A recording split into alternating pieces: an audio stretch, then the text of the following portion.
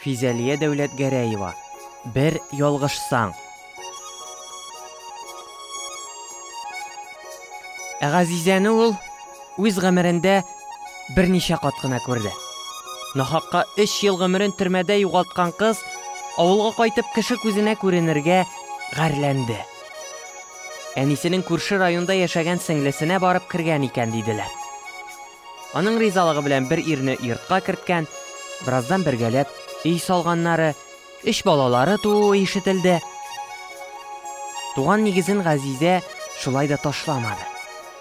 Бик еш булмаса да, ире, балалары белән әнисенең хәлен белешеп киттеләр. Әнисе үлгәч, төп йортта хуҗа булып, Газизәнең энекәше калды. 2 туган бер-берсенә терәк була белделәр. Юкка кыерсытылган кыз баланы кызгандымы, сынмаган өченме, язмышы Газизәнең тормышын бер җайга салды. Беренче хатыныннан бик иртә тол калган ире Газизәнең кадерен белеп яшәде. 3 кызлары ата-анасына охшап акыллы, тырыш булып үстеләр. Әхмәтҗан гына Газизәсез шишмәгә ничә тапкыр төшсә дә, аны күз алдына китереп сызланмый калмады. Вакытында кызны Чулак Корбанның тузагыннан коткара алмады. Азакта үзе дә аңа килеп эләкте. Атасы сыман холыксыз хатыны Миңниса бердән-бер ширләш бала тапты. Акыллы, зәгыйф, фәхим, басынкы ширләш түгел, кызу холыклы авыру иде.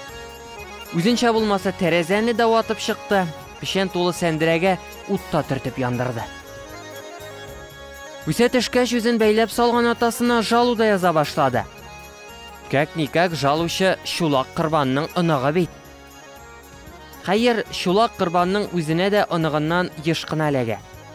Я канга батырганчы тукмап кабыргасын сындыра, я елата-елата пенсиясын талап ала. Едәү әнисе тиешле кешесен акырта-бакырта шәшеннән сирәп йөртә дә, икесен дә кыйнап базга сала. Әхмәтҗанның тормышы тәмугка әйләнде. Бер яктан зәһәр телле хатыны кисә, икенче яктан улы этлек ясап кына тора. Закон буенча Әхмәтҗан ахмак улын ташлый да алмый. Бала яхшы булса дәүләт, яхшы булмаса имгәк.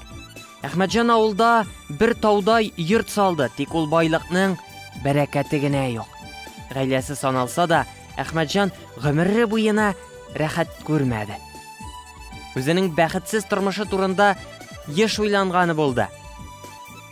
Газизәгә күпме күз атып йөрепте. Башта йөрәген ачарга кыюлыгы җитмәде. Аннары кыз баланы нахак бәләдән яклап кала алмады. Кеше сүзен тыңлады. Кеше сүзен тыңла, үз акылыңны тот та бит. Исерек баштан Чулак Корбанның ятмәсенә килеп капканын сизми дә калды. Чулакның үз кызын кияүгә бирер өчен Газизәне күздән яздыруын соң аңлады Әхмәтҗан. Алдарга ләкмә, кәкре каенга терәтер. Менә хәзер шуларның барысы эчендә җавап тота түгелме? Әнисенә сирәк-мирәк кунакка килгән асыл сөякле, әлегәчә табигый мөлаемлыгын, матурлыгын югалтмаган, йөзендә тыныч бәхет чагылган Газизәне аңа хәзер читтән генә кызыгып күзәтергә калды. Авылда бер шибәр кызны үзенеке итәргә хыялланып йөргән чаклары ирексездән хәтеренә килә. Бәхетле, ваемсыз чаклары. Әз генә кыюрак булып, ачылса, кеше сүзен тыңламаса, Газизәнең елап язган хатына, аның гаепсезлегенә, чисталыгына шанса, бәлки барысы да башкача булыр иде. Үкенеп кенә хаталарны төзәтеп булса икән. Аңламассың. Бер ялгыш үзе артыннан икенчесен, өченчесен сири. Хаклымы, хаксызгамы, язмышыннан кагылган, сугылган, ылыгайган шал шәчле ир бүгендә авыр уйларыннан арына алмыйча. Авыл кунакларын, җиңел машинага яше карты тиелгән гаиләне, Газизә гаиләсен сагышлы карашы белән озатып калды.